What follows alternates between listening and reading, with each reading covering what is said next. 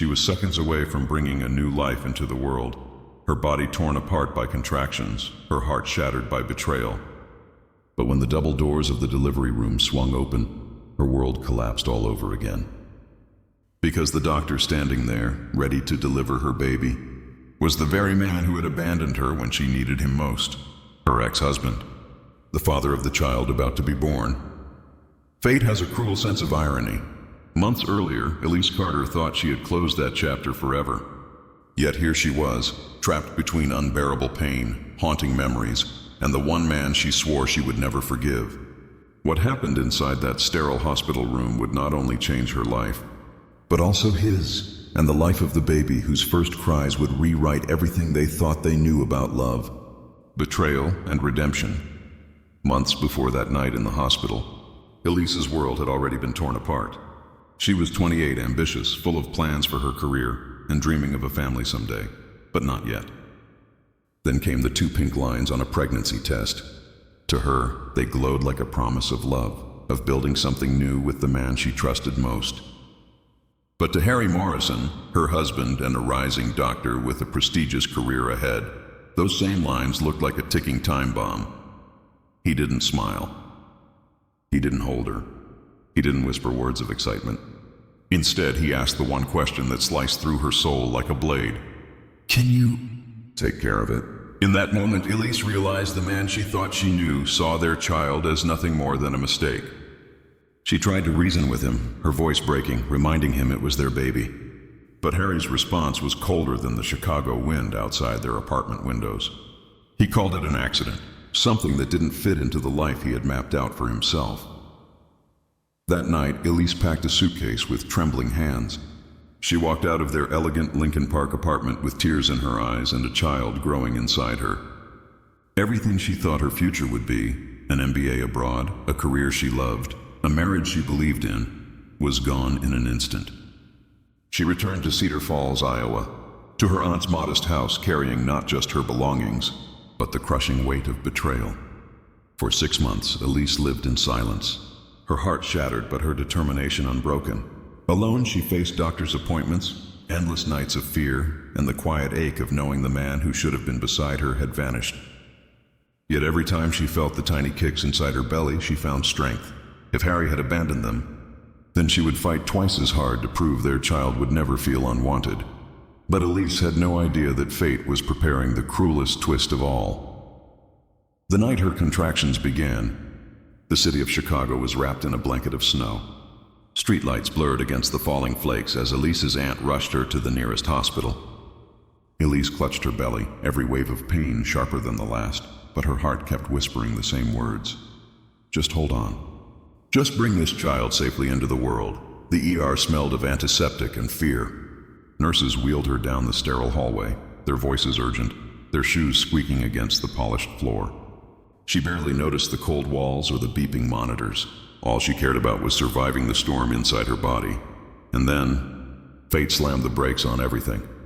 The attending physician stepped into the room. Tall, confident, with the calm authority of someone trained to save lives. His white coat swayed as he turned toward her bed. And embroidered over his chest pocket, in neat blue stitching, was a name that made her blood run cold. Dr. Harry Morrison, her ex-husband. The man who had walked away, the man who had called their baby a mistake. The world seemed to tilt. For a moment, Elise forgot to breathe. The pain in her body was nothing compared to the pain ripping through her heart. She wanted to scream, to tell the nurses to get him out, to demand another doctor. But she was trapped, her body writhing in labor, her child seconds away from entering the world, and the one person standing between life and death was the man she swore she would never see again. Harry froze too. His eyes widened, and for the first time in his polished career, his mask of control cracked. He hadn't expected this. He hadn't expected her. And as the monitors beeped faster, as Elise's cries filled the room, both of them realized destiny had forced them into the same room at the very moment their child was about to be born. Get him out. Elise's voice cracked, but the monitors betrayed her, spiking higher as her body clenched in another brutal contraction.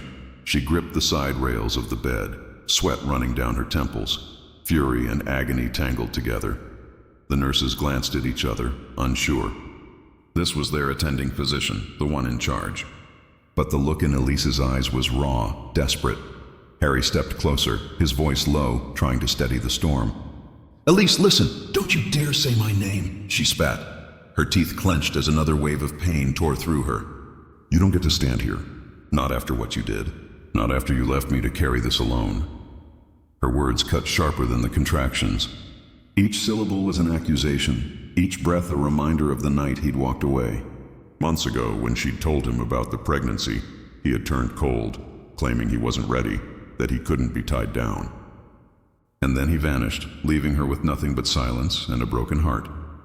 Harry swallowed hard, his throat tightening. This wasn't the battlefield he expected tonight. He came in as a doctor, but right now he wasn't one. He was the man who had abandoned her and was now being forced to face the consequences. "Elise, please."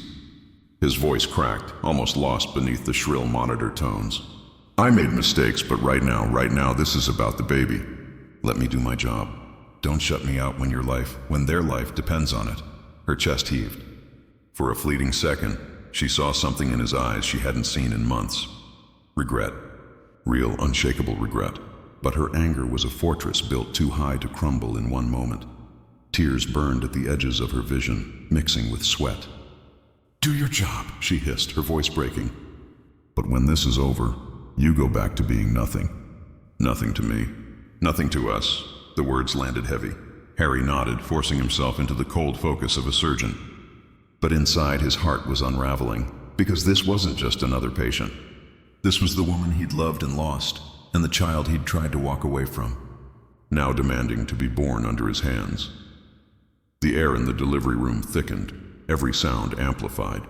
The rapid beeping of the monitor, the muffled commands of the nurses, Elise's ragged breathing.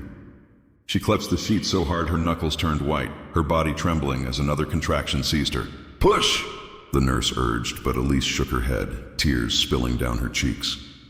I can't do this with him here." Her voice cracked, a mixture of agony and rage, and for a terrifying second, Harry thought she meant it. That she would stop fighting, that she would let the pain win rather than share this moment with him. Panic surged through him in a way no emergency, no trauma case ever had before. "Elise!" His voice broke through the chaos, raw and desperate. "Don't give up now. Not after everything. You're stronger than this, stronger than me. Don't let me be the reason you quit. Don't let him, the man I was, take this from you." Her eyes locked on his, burning with fury, but beneath the fire there was fear. And in that instant, she saw something she hadn't expected. Harry wasn't hiding behind his white coat. He wasn't the arrogant man who had once walked away. He was stripped bare, pleading, not for himself, but for the child fighting to take their first breath. The nurses exchanged uneasy glances, but none dared interrupt. It was as if the entire room had frozen around the storm between them. Elise's scream ripped through the air, raw and primal, as she bore down with everything she had left. Her body shook, her voice cracked. But she pushed, not for Harry, not even for herself, but for the tiny heartbeat she'd carried alone for 9 endless months, and Harry, his gloved hands trembling for the first time in years, was there to catch what? Neither of them could stop anymore. The breaking point had come. And in the next heartbeat, their world would never be the same. For one breathless moment, silence filled the room. Elise's body went limp against the bed, her chest heaving as though she'd given everything she had. Harry's hands moved instinctively, practiced and steady, but inside his heart pounded harder than it ever had in the chaos of an emergency ward. And then it came, a sharp, piercing wail that sliced through the air, shattering the silence. The baby's cry. Every sound in the room seemed to fall away, the beeping monitors, the nurses' hurried voices, until there was only that fragile, miraculous sound. Elise's tears spilled freely now, but they weren't from pain. They were from the overwhelming flood of relief, of love, of survival. Harry held the tiny, wriggling life in his trembling hands, his eyes burning with emotions he could no longer mask. He had delivered hundreds of children in his career, but none had ever felt like this. This wasn't just any child. This was his child, the one he had once tried to walk away from, now screaming defiantly into the world as if to say, "I'm here. I survived. I matter. The nurse gently wrapped the baby in a blanket, ready to take them, but Harry hesitated, his gaze fixed on the little face that carried pieces of both him and the woman lying before him. A lump rose in his throat, choking him. He wanted to hold on, to apologize, to beg for forgiveness, not with words, but with this fragile miracle between them. "Elise," he whispered, his voice barely steady as he placed the swaddled baby on her chest. Her arms trembled as she pulled the newborn close, her lips brushing the baby's soft head. And in that moment, every ounce of fury she held for Harry blurred into something else, something more complicated, heavier, but undeniable. Because no matter what he had done, this child bound them forever. The first cry had changed everything. The baby's cries softened, replaced by tiny hiccups as Elise rocked the fragile bundle against her chest. The storm inside her had passed, but in its place came a silence heavier than words. Her body was exhausted, but her mind was a battlefield. She looked down at the infant, a tear sliding across her cheek. This child was her everything, the reason she'd endured the loneliness, the fear, the endless nights of doubt. She had sworn she would do it alone, that she would never need Harry Morrison again. Yet here he was, the first set of hands to touch their child, the first face their baby had seen. Harry stood frozen at the foot of the bed, his gloves discarded, his chest rising and falling as though he'd run a marathon. He had delivered countless children, but none had unraveled him like this. For the first time in years, he didn't feel like a doctor. He felt like a man stripped bare, guilty and exposed before the woman he had wronged. Elise. His voice cracked, low, tentative. She didn't look up. Her fingers traced the baby's tiny cheek, her lips brushing the crown of their head. "Don't," she whispered, her tone sharp but breaking at the edges. "Don't say my name like you still have the right." The words cut, but he didn't flinch. He deserved every dagger she hurled. Still, the sight before him, Elise holding their child, eyes shining with both love and pain, ignited something he had buried deep. Regret, yes, but also longing. The nurses quietly busied themselves, giving the room a respectful hush. It was no longer just a delivery ward. It was a battlefield of unspoken truths. Harry's voice trembled as he tried again. "I thought I could walk away. But seeing them, I realize I never really did." Elise finally lifted her gaze, her eyes red, her face pale yet unyielding. "You don't get to come back just because fate shoved you into this room," she said. "This baby doesn't erase the nights I cried alone, or the way you left." Harry swallowed hard but didn't look away. "No," he admitted. "But maybe it's a chance to start again. If you'll let me." The silence that followed was deafening. Elise turned back to the newborn in her arms. Torn between fury and a fragile spark she refused to name. Because the truth was simple, whether she wanted it or not. Harry Morrison was tied to her forever. The room had quieted. But inside Elise, a war raged louder than ever. She cradled her child closer, her heart torn between the life she had fought to build on her own and the man who now stood in front of her, asking, without words, for a second chance. Harry didn't move closer. He stayed where he was, as if he knew that one wrong step would shatter what fragile thread of patience she had left. His voice was low, steady, but laced with regret. "You don't owe me forgiveness. I know that. But you and this baby deserve more than what I gave you. You deserved a father who didn't run." Elise's throat tightened. His words cut deep because they echoed the very wounds she had tried to hide. She had survived without him. She had to. Every doctor's visit, every sleepless night, every whisper of judgment from people who saw her as the woman left behind. She had carried it all. Alone, and now here he was, wanting to rewrite history with apologies and promises. Her eyes locked on his, sharp and unflinching. "Do you think words fix this? Do you think standing here now erases what you did?" Harry shook his head slowly. "No, but maybe showing up from this day forward will. Not for me, for them." His gaze shifted to the baby, whose tiny hand twitched against Elise's chest. "I can't undo the man I was, but I can fight to be the father they need." Elise's chest rose and fell with uneven breaths. Part of her wanted to laugh bitterly, to push him out of the room and out of their lives forever. But another part, a quieter, more fragile part, whispered a question she didn't want to hear. What if he's telling the truth? What if this time he stays? The choice pressed down on her like the weight of the world. Forgive and risk being broken again. Refuse and condemn her child to grow up without a father. Neither option felt like victory. Her lips parted, but no words came. Instead, she looked back down at the newborn in her arms, innocent, untouched by betrayal, unaware of the storm surrounding their first breath in this world. And in that moment, Elise realized the choice wasn't just about her anymore. The baby stirred softly in Elise's arms, a tiny whimper cutting through the silence. She rocked them gently, her eyes fixed on the fragile miracle she had fought so hard to protect. Every heartbeat of this child reminded her why she had endured, why she had survived, even when Harry had walked away. Harry stood motionless, watching her with a look she couldn't quite read. Regret, yes. Hope, maybe.